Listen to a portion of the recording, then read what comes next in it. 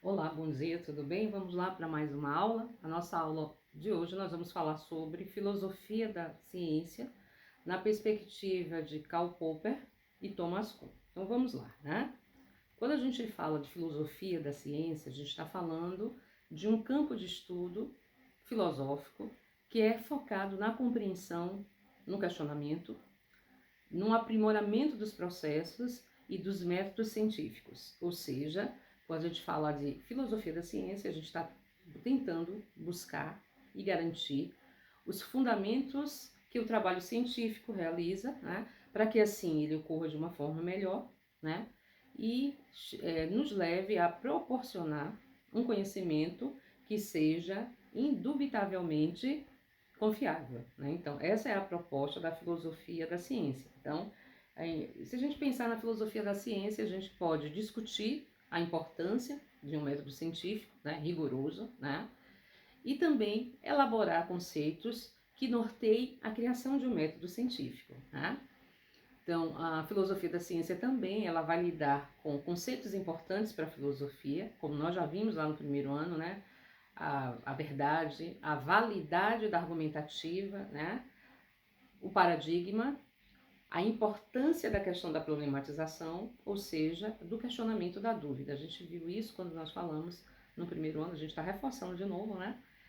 Quando a gente fala da filosofia da ciência, especificamente, ela vai lidar, sim, com conceitos que são importantes para a filosofia. Um desses conceitos é a questão da verdade, da validade de um argumento, né? E a questão também da problematização, né? Então, quando nós falamos de filosofia e ciência, nós vamos ver que existe uma relação entre eles. Então, essa pergunta, o que é uma pergunta antiga, né? E essa pergunta antiga ela é importante para a nossa compreensão do conhecimento filosófico, né? Porque quando a gente fala o que é algo, a gente está buscando entender a essência de algo, né? E assim vai nos possibilitar a questão do enunciado, do conceito, que vai delimitar a pergunta, o que é algo, né? Então, o que nós podemos dizer, a rigor, né, que a filosofia é uma ciência por diferentes existentes entre o método e os objetivos do estudo da filosofia e da ciência. Lembra no primeiro ano a gente ficou naquele questionamento? Filosofia é ciência e não é. É ciência porque se usa do rigor, da questão da sistematização para o entendimento daquilo que é filosófico, mas a filosofia ela não tem um objeto concreto, né? Que a gente tem o pensamento, as linhas de pensamento. Enquanto a ciência, né, ela é diferente, ela tem um objeto concreto. Então, eu poderia dizer que a ciência, né, ela parte dessa concepção moderna, já que a ciência surge depois, já no século XVI, né? E ela busca conhecer os objetos bem delimitados, né? Um exemplo disso, né, por exemplo, a biologia, né? Então, a biologia específica, é delimitada. Você estuda a vida, a questão psicológica, os comportamentos, a questão da sociologia, estuda a formação social, né? E enquanto a filosofia ela é muito mais ampla, né? E na filosofia a gente vai estudar a relação e as possibilidades de estudos, né? Por isso a gente costuma dizer que a filosofia ela é mãe de todas as outras ciências, né? Então, a filosofia, ela busca dedicar-se a tentar conhecer absolutamente tudo que é de formação humana ou racional. Então, por exemplo, desde a moral, faz parte da relação humana, né? Então, vai tentar entender a moral de uma forma racional, a ética, a política, a lógica, o fundamento das ciências, o fundamento da matemática, a técnica, as artes. Então, vamos ver que nada escapa ao olhar da filosofia, né? Então, e aí, se a gente for fazer um paralelo, a filosofia ela vai surgir a partir do século VI a.C., né?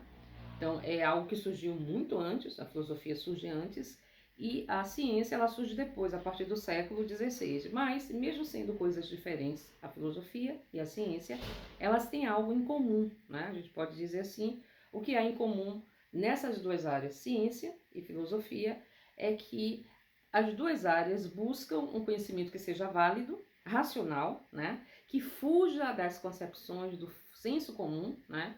E que seja plausível de validação, né? Seja pela questão da razão, no caso da filosofia, né? Já que a gente não tem elemento concreto, mas pela razão a gente consegue validar esse conteúdo, esse conhecimento, que é a filosofia, ou seja, pelas demonstrações específicas, né, empíricas, que no caso da ciência. Então, eu já falei aí sobre a relação entre elas, né, falei sobre filosofia da ciência, falei a diferença entre filosofia e ciência, e os dois se relacionam, né?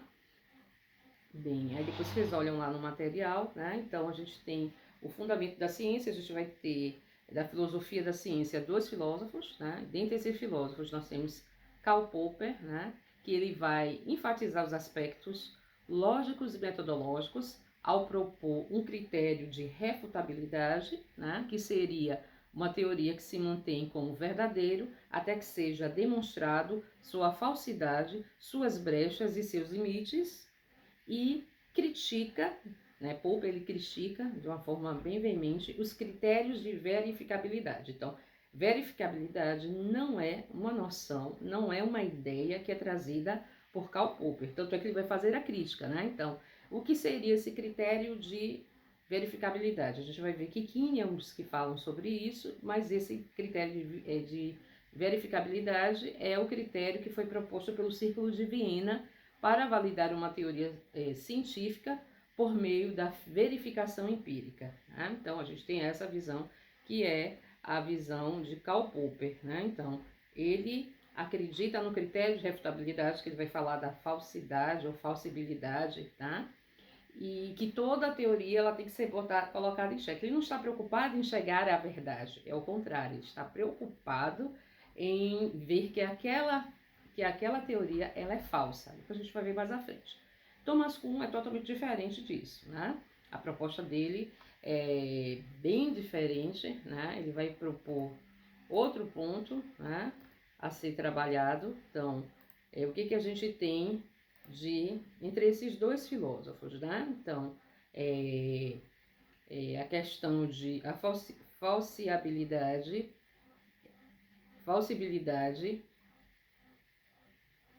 é o critério de cientificidade que é proposto por Popper. Então, ele vai propor, né, esse critério da ciência a partir da comprovação de que aquela teoria não é verdadeira e sim falsa, né?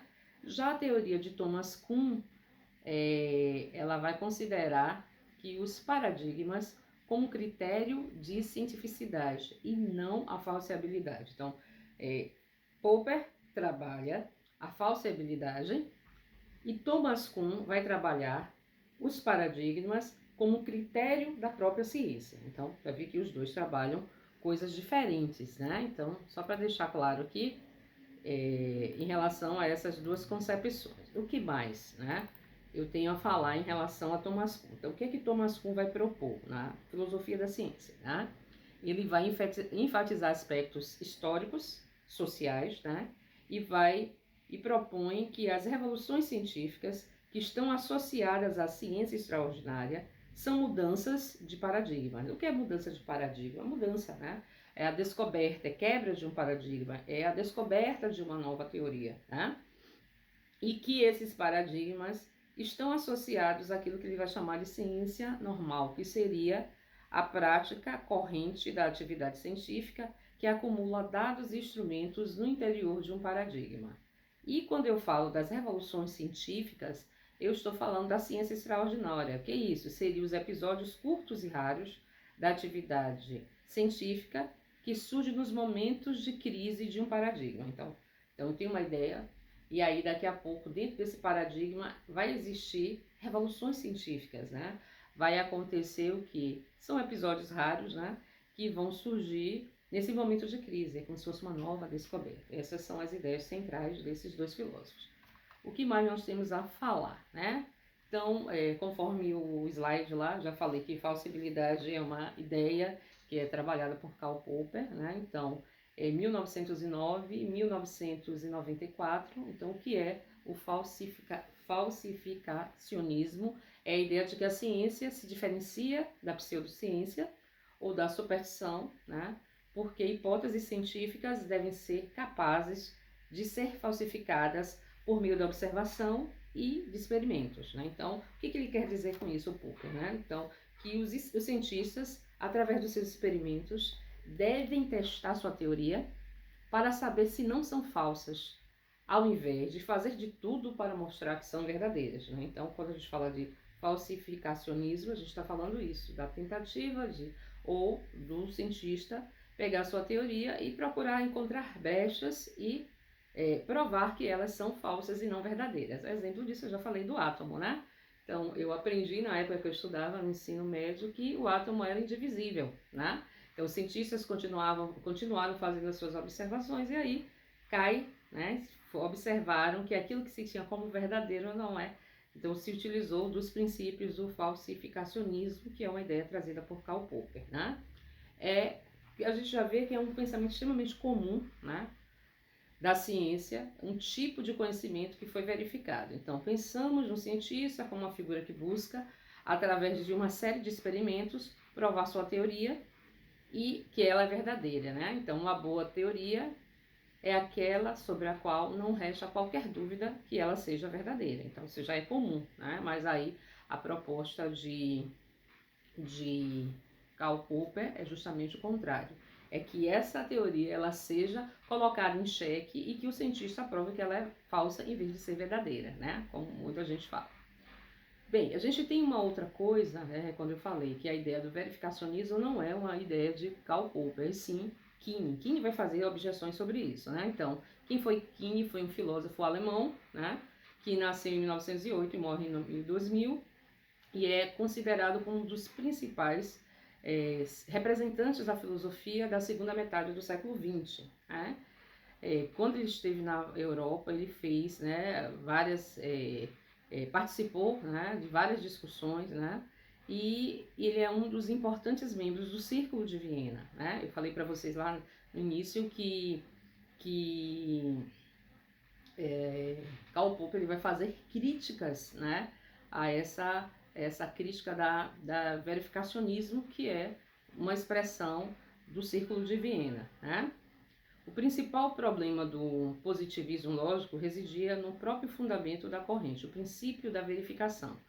Kuhn encontrava neste princípio uma contradição. Havia um descompasso entre o que é dito e a pretensão daquilo que é dito, né? Ele vai explicar ali. O princípio da verificação seria, segundo Kuhn, uma contradição, isto é, o verificacionismo sustenta que uma proposição só tem significado se puder ser verificada. Esse princípio deve ser aplicado a todas as proposições, inclusive a uma proposição só tem significado se puder ser verificado, ou seja, ao conteúdo do princípio da própria verificabilidade, né? A gente vai falar um pouquinho mais sobre essa questão dessa questão da verificabilidade, que é uma das ideias que é trazida, mas não é uma ideia de Popper, né? Então, vamos lá. Aí vocês vão ver lá no material as páginas do livro didático, né, que foram colocadas. Então vamos. O verificacionismo não é o critério suficiente, né, para delimitar o que é científico do que não é científico. Então já é uma das críticas que Popper faz. Existem proposições que podem ser verificadas, mas que nunca poderão ser desmentidas. Por um lado, se tomamos isoladamente o verificacionismo, também não é um critério seguro para distinguir o conhecimento verdadeiro do conhecimento falso.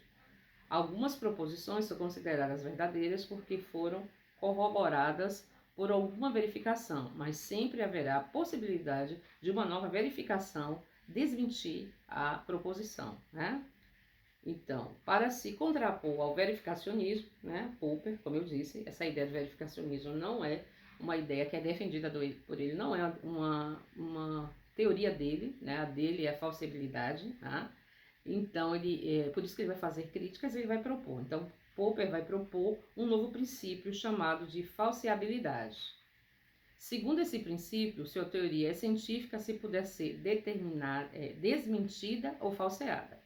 Se a teoria for submetida a todas as tentativas de falseá-la e mesmo assim consegue se sustentar, então essa teoria é corroborada, mas não é considerada plenamente verdadeira. Por outro lado, se uma teoria não puder ser testada, confrontada com fatos que possam ser falseá-las, então a teoria não é científica. Então, Popper está tentando, né, propor e vai dizendo os caminhos, por isso ele não acredita na questão da verificacionismo, né? Então, vamos lá. O que mais, né? Então, o que Popper, né, Ao contrário, Popper, ele pensa que a ciência, na verdade, procura falsificar as teorias que propõe. Então, o cientista é aquela pessoa que propõe hipótese e as testas para saber se são falsas, e isso na concepção de Popper. Um exemplo disso, né, por exemplo, foi a teoria da evolução de Darwin, né, que essa teoria ela afirma que as espécies evoluem ao longo do tempo, né, como resultado de mudanças genéticas e de competição pela sobrevivência e pela produção. Né? Esse é um exemplo de testar uma teoria a partir da base de falsear. Né? Então, o que é que Popper quer dizer? Uma das previsões feitas sobre essa teoria se dá a partir das rochas, né, pré-cambrianais. Seriam possíveis encontrar vestígios de organismos mais simples do que em rochas, em outros tipos de rocha, né? Então ele vai comparar aquelas fósseis que têm o resto desses animais, né? Então, se os seres vivos evoluem ao longo do tempo, com o passar desse, vão se tornando cada vez mais complexos, né? Então ele observou vários tipos de rochas sobre esses animais para tentar entender essa questão da evolução, né? Então, é exatamente o que os biólogos descobriram em 1947, né, nessas rochas na Austrália. Então, a teoria de Darwin resistiu a uma tentativa de falsificação. Isso não prova que a teoria de Darwin é verdadeira, né, segundo a concepção de Popper. Né? Ao contrário, o que se sabe é que até o momento não foi falsificada. O fato de resistir a esse tipo de teste revela que é uma teoria que merece ser explorada mais a fundo, como foi o átomo, né? Ser submetida a novos experimentos, mas em nenhum caso que é verdadeiro. O cientista é assim, visto como uma pessoa que faz conjecturas, né? Apresenta hipóteses e tenta refutá-las, ou seja, mostra que essa hipótese é falsa. Então, por isso, a teoria de Popper fica conhecida como a falsificacionismo, né? Então, na atividade científica, a verificação deixa de existir e dá lugar à falsificação. Por isso, como eu disse, a questão da verificabilidade não é a teoria de Karl Popper. A teoria dele é da falsibilidade ou falsificação, mostrar que uma teoria ela é falsa. Então, o que vai acontecer nesse método de Popper? Né? Então, ele vai formar um esquema, né? E esse esquema é um método científico de acordo com o falsificacionismo. Né? Então, ele vai dizer que possui 3 métodos. Primeiro, formulação de uma hipótese a partir de um problema. Segundo, a dedução de consequências. Terceiro, a experimentação. E quarto, nova hipótese. Então, vou explicar cada um desses. Esse é o método, é o esquema que é sugerido por Karl Popper, né? Do seu método científico, de acordo com o falsificacionismo, que ele foi um dos criadores. Então, vamos lá. Então, formulação de hipótese a partir de um problema. Então, o problema aqui é algum fato que queremos explicar. Por exemplo, a teoria de Darwin, né? Queria entender, né, com a base disso, a formulação de uma hipótese a partir de um problema. A gente pega como exemplo a teoria de Darwin e a gente vai tentar explicar, né, entender como essas espécies se desenvolveram e uma série de outras questões que estão relacionadas a essa questão da própria evolução, da competição, como eu falei. O segundo esquema é a questão da dedução de consequências. Então, vai formular-se uma teoria. Já é hora de pensar quais consequências lógicas se seguem nessa teoria. Vou fazer o levantamento de todas as consequências, né, que estão relacionadas a essa teoria. Então, a ideia de que organismos encontrados em rochas com idades diferentes deveriam ter níveis de complexidade diferentes. É um exemplo dessa questão da dedução das consequências. Né? Então, lembro que eu falei lá no início que uma das teorias, a teoria de Darwin, um exemplo, né? Então, se pega o que tenta entender como se deu a evolução dessa espécie, a questão de como viviam, a questão das competições, então vai pegar isso a partir dos fósseis de rochas diferentes, né? E aí vão perceber, né, que essas rochas têm idades diferentes e existem níveis de complexidade, né, nesse exemplo, né? Então vamos ver que existem várias deduções de várias consequências, né, a partir dessa visão. Então, outra questão é a experimentação, né? Isso é um momento crucial para a ciência. Então, é necessário testar se as consequências deduzidas da teoria se verificam ou não. Caso elas se verifiquem, a teoria sobrevive ao teste e é aceita de uma forma provisória, né? A pesquisa continua em torno dela, caso não, é necessário abandoná-la. Então, a questão do átomo, acho que é um exemplo desse que é bastante, que se aplica, né, a esse esquema científico de falsibilidade de Popper, né, que é justamente essas experimentações serão feitas, né, e se sobreviver aquela tese continua, né, mas mesmo assim, foi como aconteceu, né? Então descobrimos que os cientistas descobriram que o átomo sempre foi divisível, né? Mas a gente tinha a ideia de que os átomos eram indivisíveis e são divisíveis, né? E o quarto, a nova hipótese, quando uma teoria acaba se mostrando falsa, o que é comum é hora de abandoná-la e criar uma nova hipótese. E assim vai começar tudo de novo, porque a gente está explicando como é que se dá essa questão do método científico do falsificacionismo. Então, de acordo com o falsificacionismo, o que diferencia a ciência da pseudociência é a possibilidade de uma teoria ser falsificada. Então, dessa perspectiva, afirmações como Deus existe não são científicas, porque não é possível, de alguma forma, mostrar que ela é falsa, né? Não é possível pensar nem conceber um experimento observacional que revelasse sua falsidade. Como é que eu consigo provar que Deus não existe? Ou que ele existe? Então, é comum em muitas teorias pseudocientíficas o uso de uma série de evidências que as dão suporte. Por exemplo, um exemplo disso, os astrólogos apontam para eventos observados que são consistentes com alguma de suas previsões e dizem que se eles verificam suas teorias. Mas qualquer teoria, Popper apontou, pode ser mostrada ser consistente com alguns fatos observados, o que torna a ciência, o que as torna científicas não é isso. O que define a ciência é a tentativa de encontrar fatos que refutem as teorias. Então, eles chamam a atenção, né? Então, como é que eu digo, como é que eu provo, como é que eu digo que é algo é científico na visão de Popper? É quando a ciência ela tenta encontrar fatos que refutem as teorias que existem, como é proposto por Popper. Tá? Deixa eu ver aqui, o que mais? Então, a ciência progride e elimina o erro. Então, a ciência, de acordo com o falsificacionismo, é um trabalho sempre em desenvolvimento. Então, a ciência ela trabalha constantemente. Não existe uma teoria acabada que tenha sido definitivamente confirmada, mesmo a mais duradoura das teorias pode ser mostrar falso algum dia, como foi a questão do átomo, né?